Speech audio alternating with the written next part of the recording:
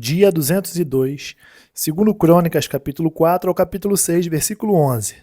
Salomão também fez um altar de bronze de 9 metros de comprimento, 9 metros de largura e 4 metros e meio de altura. Fez também um mar de fundição, redondo, de 4 metros e meio de uma borda até a outra borda, e de 2 metros e 20 de altura. E a medida da circunferência correspondia a um fio de 13 metros e meio. Por baixo da sua borda, ao redor, havia figuras de touros, 10 a cada meio metro. Estavam em 2 fileiras e foram fundidas quando se fundiu o mar de fundição. O mar de fundição se apoiava sobre 12 touros de bronze. 3 olhavam para o norte, 3 para o oeste, 3 para o sul e 3 para o leste.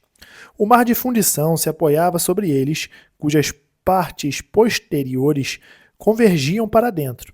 A grossura das paredes desse mar era de 4 dedos e a sua borda, como borda de corpo, era como uma flor de lírio.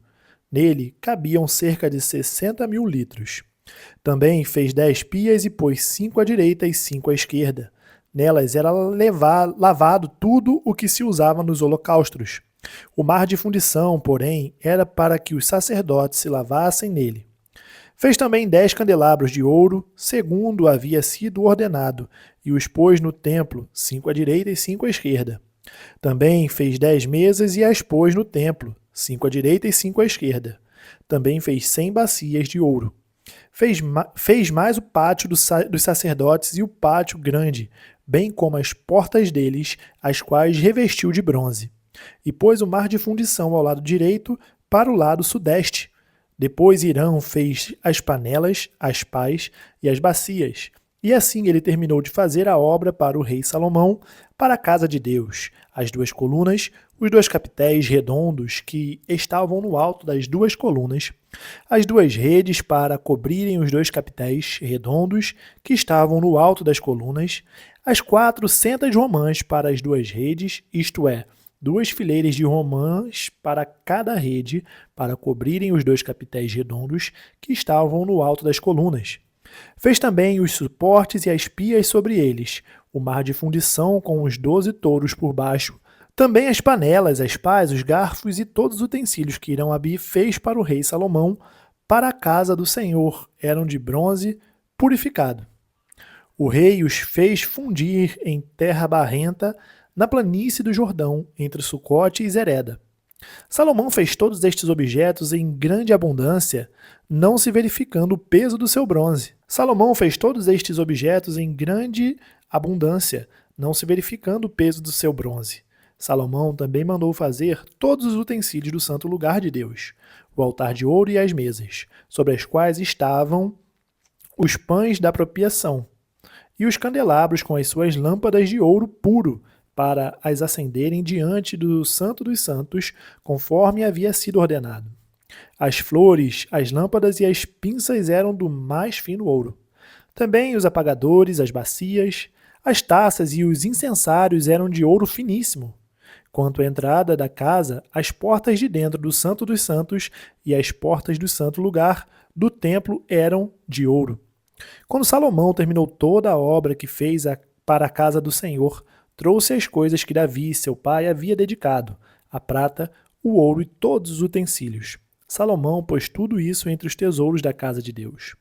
Então Salomão congregou os anciões de Israel e todos os chefes das tribos, os chefes das famílias dos israelitas em Jerusalém, para levarem a arca da aliança do Senhor, da cidade de Davi, que é Sião, para o templo. Todos os homens de Israel se congregavam junto ao rei na ocasião da festa, que foi no 7º mês. Quando todos os anciãos de Israel chegaram, os levitas pegaram a arca do Senhor e a levaram para cima, com a tenda do encontro e com os utensílios sagrados que nela havia. Os levitas, sacerdotes, é que levaram tudo isso para o templo. O rei Salomão e toda a congregação de Israel, que se havia reunido diante dele, estavam todos diante da arca, sacrificando ovelhas e bois, que de tão numerosos não se podiam contar. Os sacerdotes puseram a arca da aliança do Senhor no seu lugar, no santuário mais interior do templo, que é o Santo dos Santos, debaixo das asas dos querubins. Pois os querubins estendiam as asas sobre o lugar da arca e do alto cobriam a arca e os seus cabos. Os cabos sobressaíam tanto que suas pontas eram vistas do santo lugar diante dos santos dos santos, porém de fora não podiam ser vistos, e ali estão até o dia de hoje. Nada havia na arca a não ser as 2 tábuas que Moisés havia colocado ali em Horebe, quando o Senhor fez aliança com os filhos de Israel ao saírem do Egito. Quando os sacerdotes saíram do santuário, porque todos os sacerdotes que estavam presentes se santificaram sem respeitarem os seus turnos, e quando todos os levitas que eram cantores, isto é, Asaf, Emã, Jedutum e os filhos e irmãos deles, vestidos de linho fino, estavam em pé no lado leste do altar, com símbolos, harpas e liras, e com eles até 120 sacerdotes que tocavam as trombetas.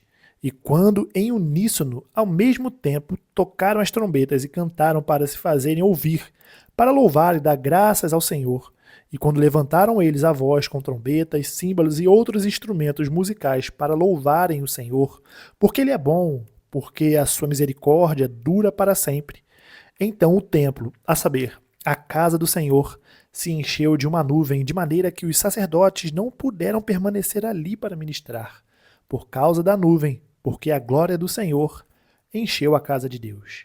Então Salomão disse: O Senhor declarou que habitaria em trevas espessas. Eu edifiquei uma casa para a tua morada, lugar para a tua eterna habitação. Depois o rei voltou o rosto e abençoou toda a congregação de Israel, que se mantinha toda em pé.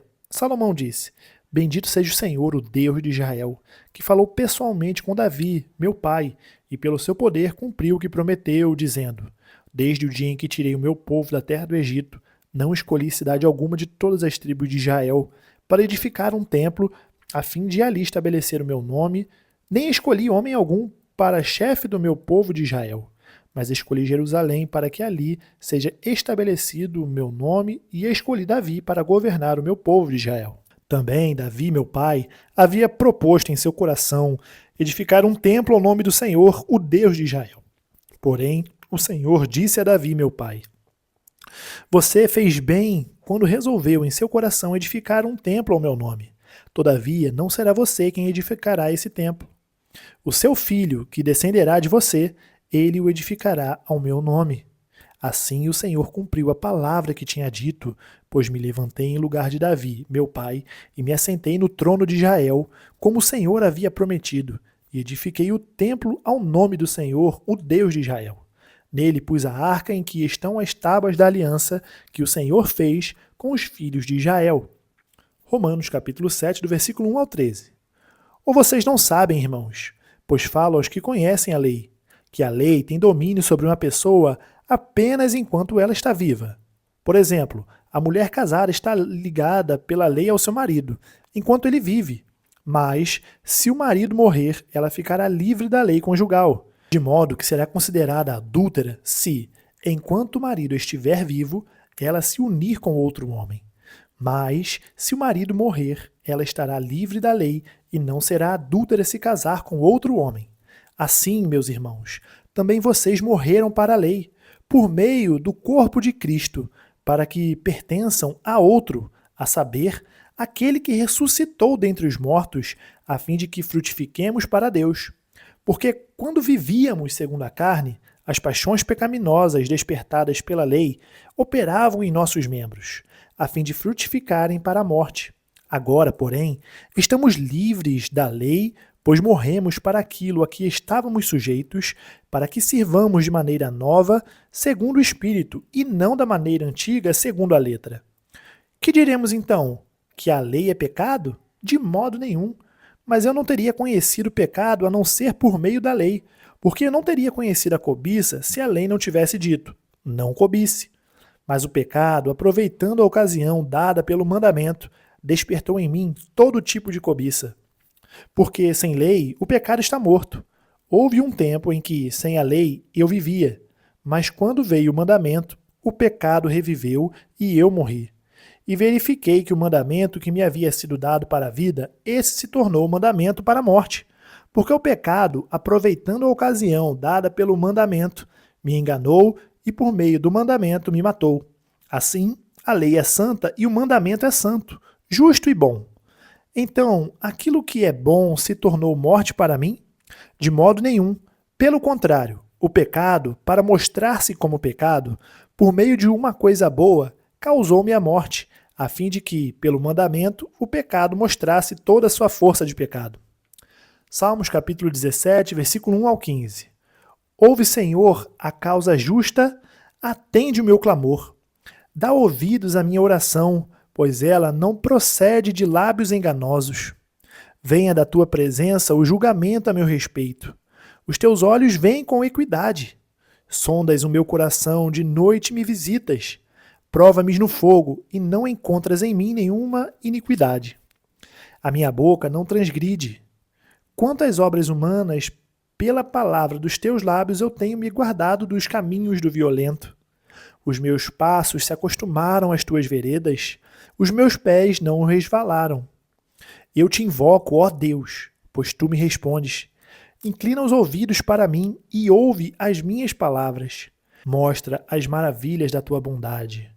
Ó Salvador daqueles que, à tua direita, se refugiam dos seus adversários.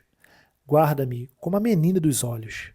Esconde-me à sombra das tuas asas. Protege-me dos perversos que me oprimem, dos inimigos que me assediam de morte. Insensíveis, eles cerram o coração e falam com lábios insolentes. Andam agora cercando os nossos passos e fixam em nós os olhos para nos derrubar. Parecem-se com o leão, ávido por sua presa, ou o leãozinho que espreita de emboscada. Levanta-te, Senhor, enfrenta-os e arrasa-os. Com a tua espada, livra a minha alma do ímpio. Com a tua mão, Senhor, livra-me dos homens deste mundo, cuja porção é desta vida, e cujo ventre tu enches com os teus tesouros, os quais se fartam de filhos, e o que lhes sobra deixam aos seus pequeninos. Eu, porém, na justiça, contemplarei a tua face. Quando acordar, me satisfarei com a tua semelhança. Provérbios, capítulo 19, versículo 22 e 23. O que torna alguém agradável é a sua misericórdia. O pobre é preferível ao mentiroso. O temor do Senhor conduz à vida.